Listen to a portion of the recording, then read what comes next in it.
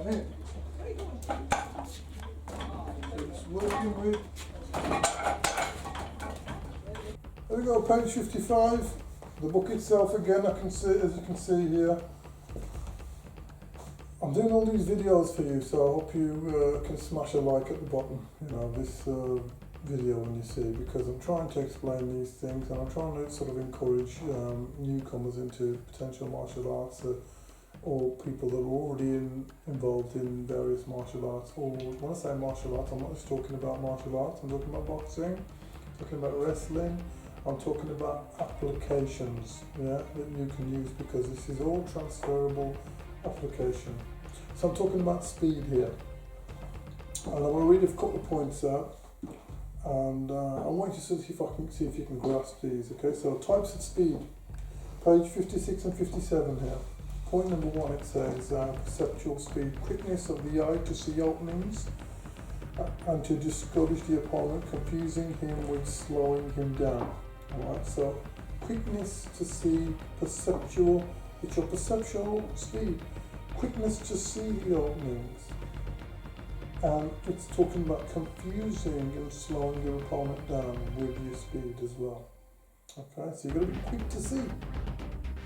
You've got that sensory acuity. Then we have point number 2, mental speed, quickness of the mind to select the right move to frustrate and counter the opponent. Quickness of the mind to select.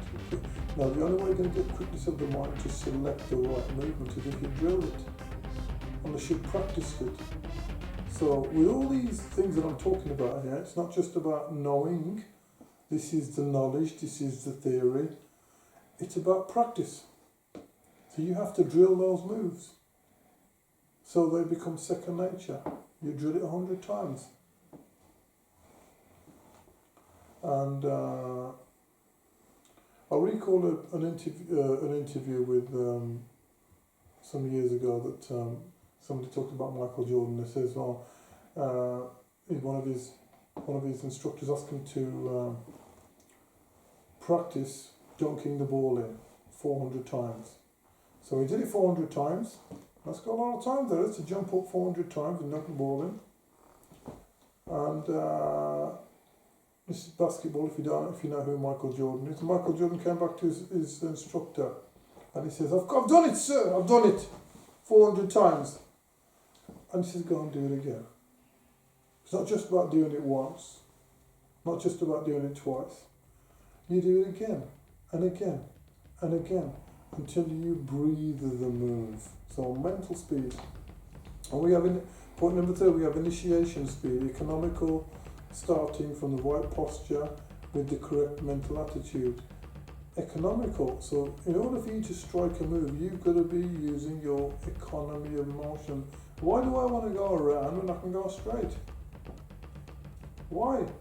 When you're going to a destination, do you go around if you can get there straight? No, you go straight. So, using the economical move. If his leg's near you and it's right to sweep the leg. If his leg's near you and your leg's in the right place, you use that move. You don't have to go around. Why do you want to get on the floor and grapple him for if you can strike him? If he's near you. So, initiation speed. Performance speed is quickness of the movement to carry the chosen move into effect.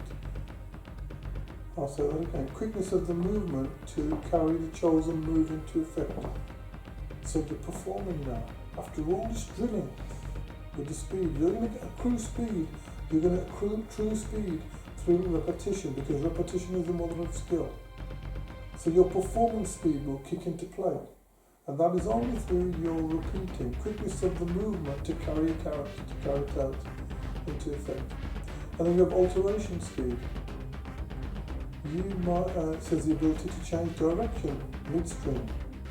You may have gone for a technique and you realise you're going to get caught. So you have to alter yourself. I once sparred an instructor that came to me and he said, I want to spar you, and as we were sparring I switched stance and I threw a right hook, lead right hook, and he says, I knew the hook was coming. He said, I knew the hook was coming, but it didn't alter his speed. And because it didn't alter his speed, it caught him right on that chin. He said, you got me twice with that. And twice he went down as well from those two hits. Because I altered my movement.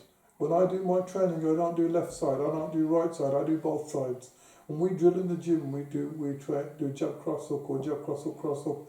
We drill the technique both sides midway.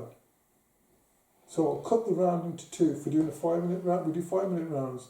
In the middle of the 5-minute round, I'll go cut, reverse, change sides. So they're working both sides. So the padman sometimes gets confused. But the good thing about that kind of movement is, and that kind of training, is you're drilling both sides, you're developing variety of movement, so you can learn to alter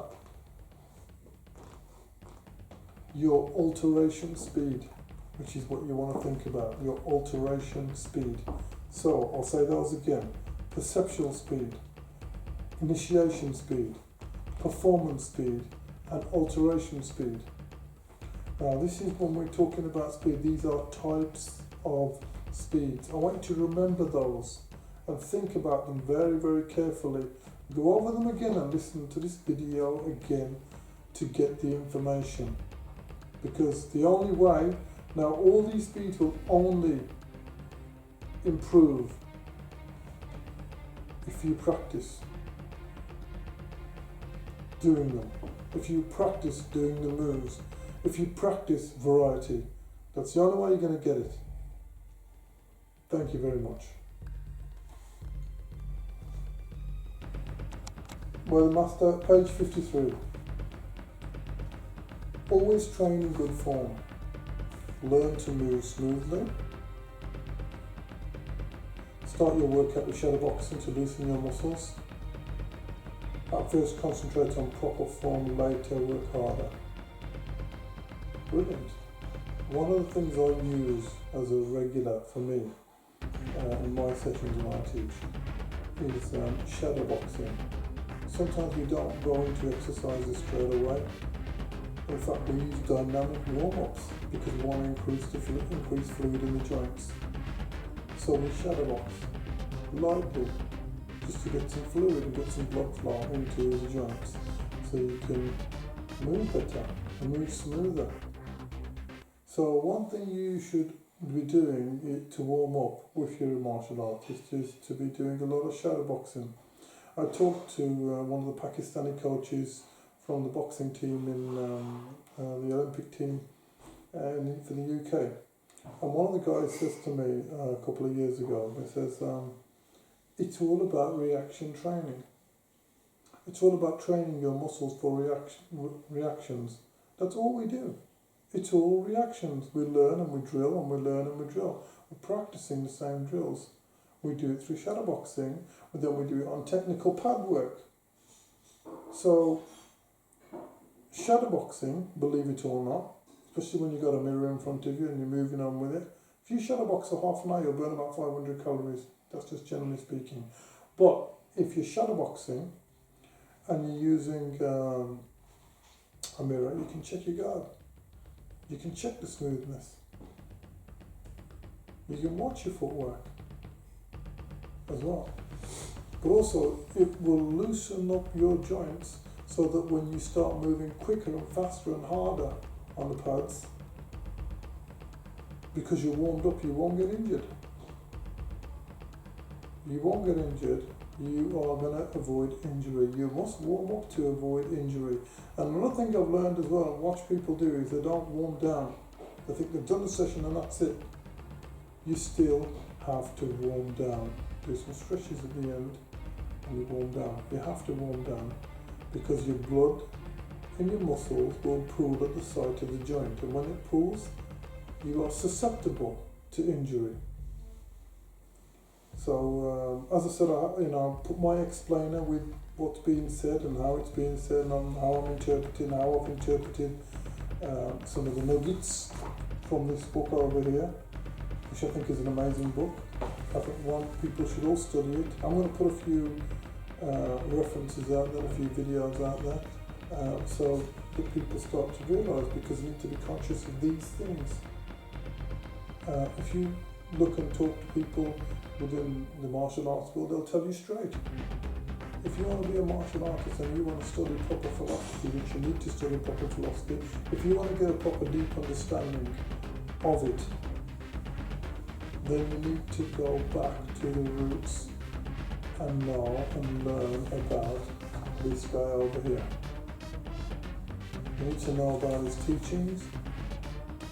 You need to know all these little things that we're talking about. You know, as I say, we're talking about good form.